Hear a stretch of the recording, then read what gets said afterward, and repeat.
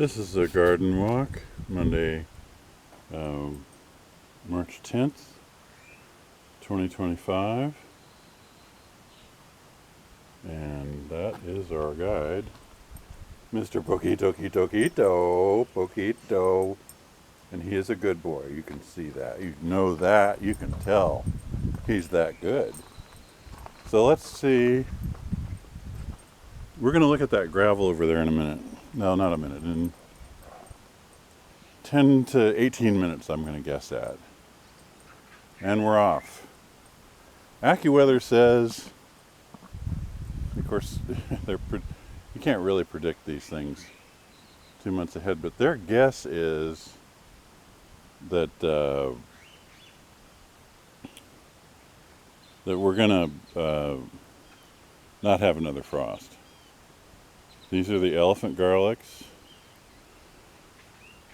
You can dig them and plant them in the late summer, and then they pop up. They like to get some water when they first come up. So if you're growing them here, they'll do better. They will live no matter what you do. You just put them in the ground, but if you want to, these guys got water from this interesting system over here, which is the outside washing machine, and the outside washing machine spits the water out, and it goes out here and washes here.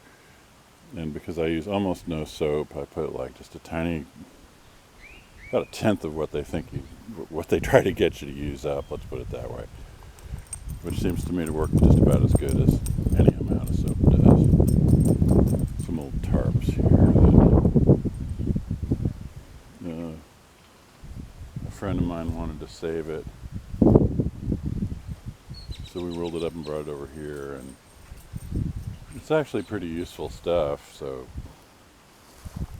it'll get cut up a little bit and it'll get used, and pieces like that might get thrown away. You can always put it over your firewood. Anything that's on top of the firewood and stops water from getting on, and your firewood is drier, and that's better. We got some tractor parts. Another friend's been working on the tractor. He's got it to start. That thing used to make the lines on a playing field. I haven't used it for much of anything, but I did put a sledgehammer in it for a while. 2 battery chargers, both probably dead. Scrap, salvage, something like that. Small amount of diesel fuel for cleaning parts and stuff.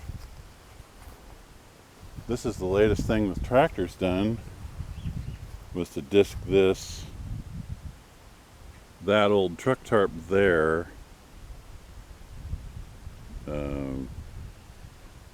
was laying over this for several months, which you can see killed the weeds. And then we wanted to test the tractor out. It still needs to be jumped to make the starter go. The starter solenoid is due to be at the parts store today. So if the guy that's doing the mechanic stuff cares to go by there and pick it up and bring it over here and put it on the tractor, we'll probably have it going again. Today we'll have it going, like actually just turn the switch. The little $5 one-size-fits-all crappy ignition switch that's like really easy to hot wire. Remember those $5 thing? Yeah, they're $40. So no, we're not doing that. That's a shredder. It's a big lawnmower. It's a lawnmower that can run over like a 2-inch tree and just goes boom, bang, pow, crash. This is topsoil under here. And we're looking at the red onion. We got quite a few red onions out of here last year. And I left these guys, and then they sprouted, so I said, okay, we're not doing anything with them. And now I've got some more onion sets. I guess I should pull out some of that Bermuda grass and put some more of that topsoil into this box. and plant my onion sets. I should do that today, maybe even. Little ashes, just grading the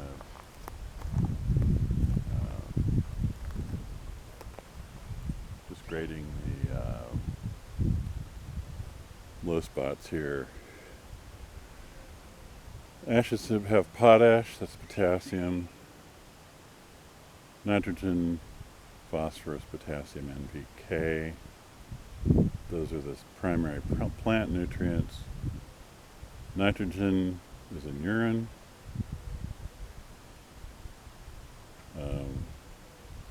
So your potash, potassium is a little harder to get. Phosphorus is in bones.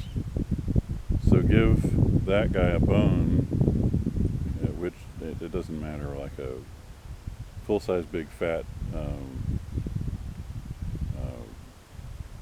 pork rib bone or even a beef rib bone. He'll eat it. Pork rib bones are like potato chips. I just put this sawdust here. This is my walkway through.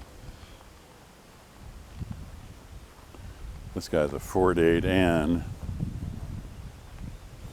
I think it's like a 1947. Yeah, I do need to air that one tire. Fortunately, I got a great deal on a pretty crappy air compressor, but by my standards, it's pretty damn good. I mean, it's big. It can inflate that tire. Anything that can do that's pretty impressive. There's your 99-cent ignition switch.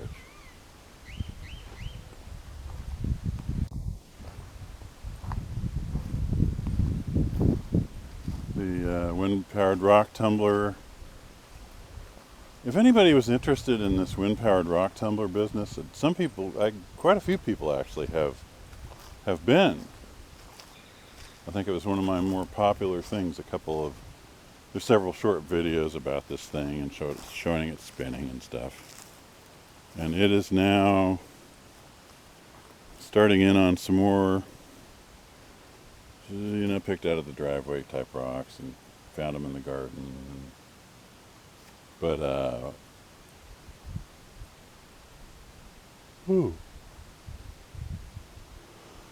sorry, that was a yawn I just couldn't not do.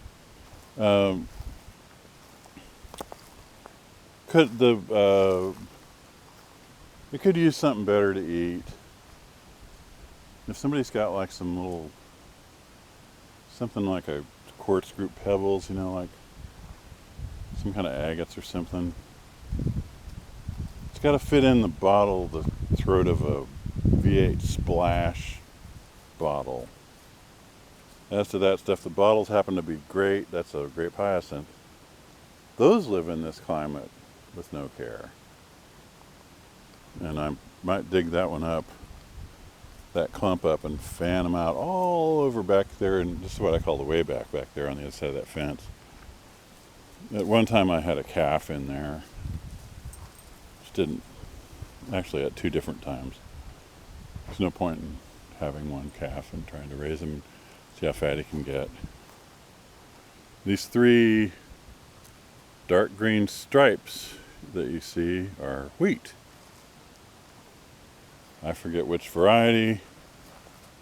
That's why I thought I saw a yellow flower. So a little butterfly over there.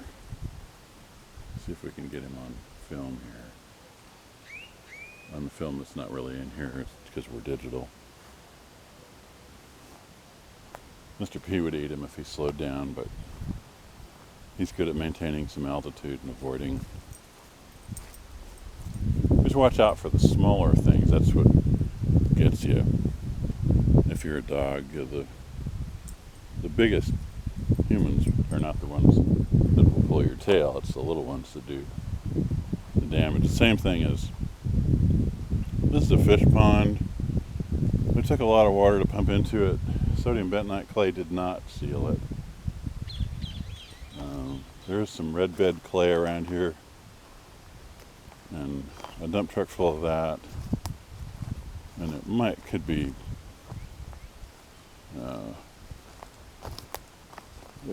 sealed, and one of those guys that I was talking about before was he might want to try to do aquaculture. He has like these big dreams that he got from people that told him about business. Here's some kind of a cane choya. I have some on eBay. Some of these. Cuttings from them would be free if you got. Just get on Gab. I have email addresses and I use them for a while and then they get all spammed out and then so I have like ones that are, they're still my password and stuff. They're still my email account for some website, but like Gmail, which is not secure at all. Google will read everything and watch every picture that you put on it. So, you know, I don't know what you want to give them, but just a blanket of everything's a little much. And Google Drive, they're going to do that to that too.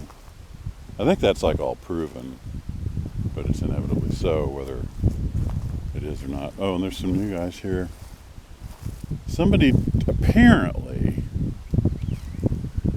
took a loader and ran down these two. That's a century plant, aloe somebody. And there's another one over there that had a little bit more roots on it. Not actual roots, but the underground part of the stem, which is more able to root. But these have been here since the summer. They sat all winter. The fact that that thing's not dried all the way up makes it hopeful that it's going to grow. It looks like these prickly pears, for instance, you might think, oh, I don't know, those look like they might be dead from the frost. No. It doesn't happen to prickly pears. They'll come back from the root, from the ground. But if you want giant ones, you want to keep them within their frost damage range, which is, I think, down to about 12 or 15, maybe. You can see some more over here. I took my roof cactus down because we had to fix the roof and threw all these pads over here, and you can see some of them have rooted. Going over that way, some more of them over there have rooted. Prickly pear pads, like everything else, I'm perfectly happy to get you some. Well, I've got neighbors that have bunches of them. This one probably, I think, if I got you a pad and you grew it, I'm guessing it would take you about 25 years to get one like that size. If somebody was into the whole thing, they might let me make a few bucks off of it. And I would go and ask somebody and like cut down a large prickly pear and put it in a big shipping box. And you could just root that. That's a clump of the grape hyacinths that I planted, 10 years ago maybe. That's just like one or two little bulbs. There's probably 100 in there now. I don't know, I put those on eBay, nobody wanted them. I don't know, I don't understand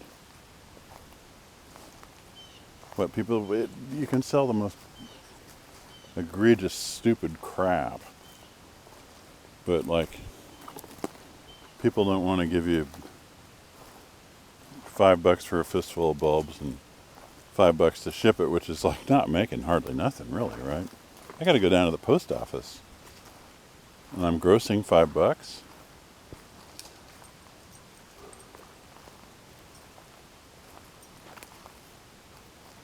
I don't know what this wildflower is. It has those little tiny white flowers.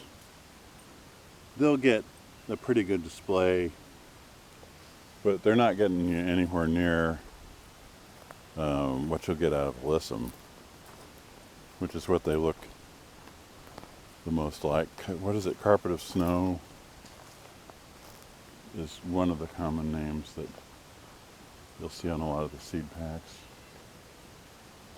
Elephant garlic's from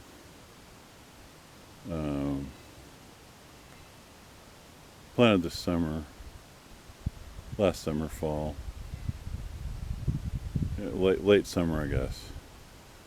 I dug a bunch up, and I was offering somebody, I said, a lady on Gab who's disappeared, and I know she was in bad health, so I'm fearing the worst, but she was nice. I said, well, you just pay for the postage and I'll send you, like, I paid for one of those little flat rate boxes full of elephant garlic. I bought mine about 20 years ago, maybe 25 years ago. I paid $5 for like 3 bulbs. And then I guess it's the same thing as growing in the ground here. These guys were here in '99.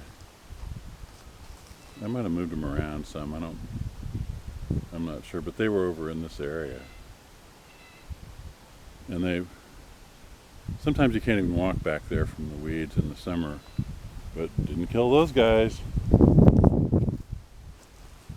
An implement I would love to sell. I would take $50 or $100 for it or something, I don't know. Weighs about I guess about 700 pounds maybe. So we're probably not going to be putting that through the mail.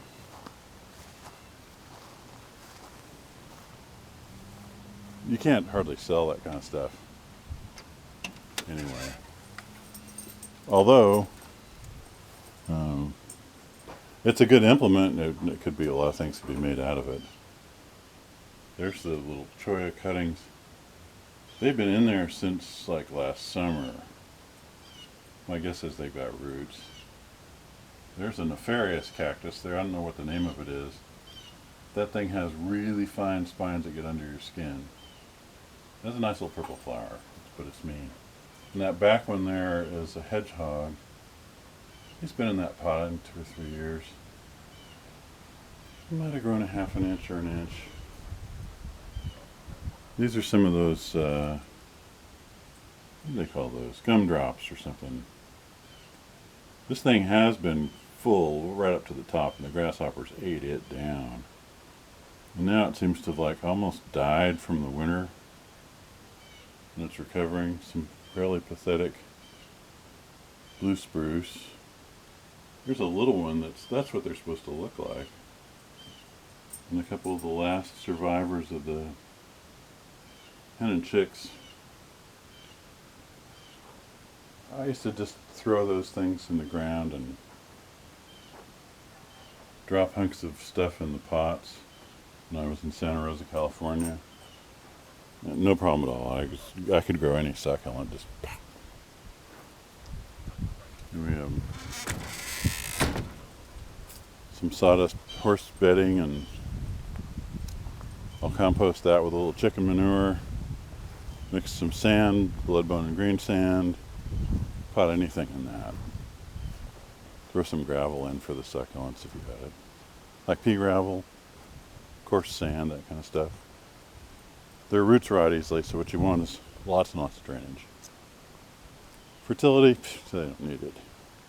They need something, of course. Everybody needs something.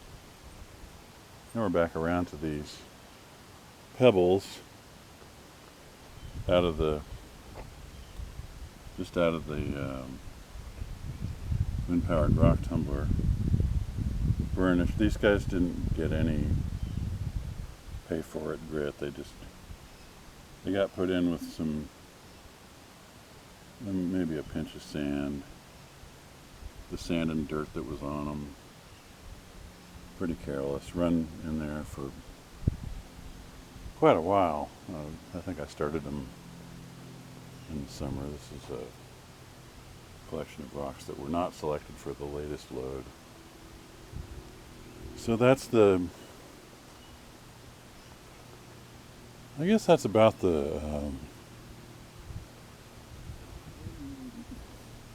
if you've been watching these, you're not interested in a whole lot of, you might want to see these dandelions.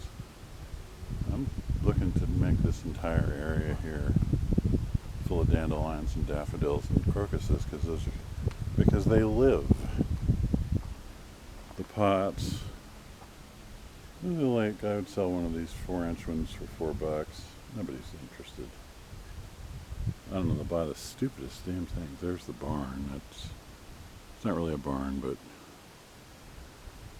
the guy who brought all the parts, he tore it down somewhere else and brought it over here and put it up. And he wanted to call it the barn because he thought a shed was not quite dignified enough. It's a kind of it's a little dirty workshop. A place for the table saw to sit around and pretend that I actually need it rather than that it was just something I always wanted, and I finally bought it and I really didn't need one anymore. And I have two. One of them hasn't run in 30 or 40 years, hasn't had a motor. This is saving the bacon grease. Use Mr. George Foreman grill for this here. Put it through that little strainer over there. You don't have to wash it, just strain it. And then there's one of those cooker fryers underneath there, the Presto thing. Is that right, P? Do you have anything to add before we close? Oh, I do. I'm getting real tired of hearing about all this terrible stuff going on in the Mideast.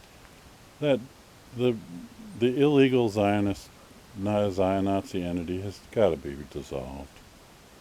Nobody can live with those people. I don't know what, they just need to go away. They need to go home. The American ones, I think if they have a Jewish passport, not a Jewish, but if they have a Israeli passport, I don't think they should be back in the United States. Because if they swore to be loyal to Israel, that's not loyal to the United States. Israel's an enemy, not an ally. This is a $3 bunch of red onion sets that I bought them yesterday. They need to get stuck in the ground somehow. Very easy thing to grow, by the way. Just stick them in the ground. And we're going back in the house. And so you can see this mess next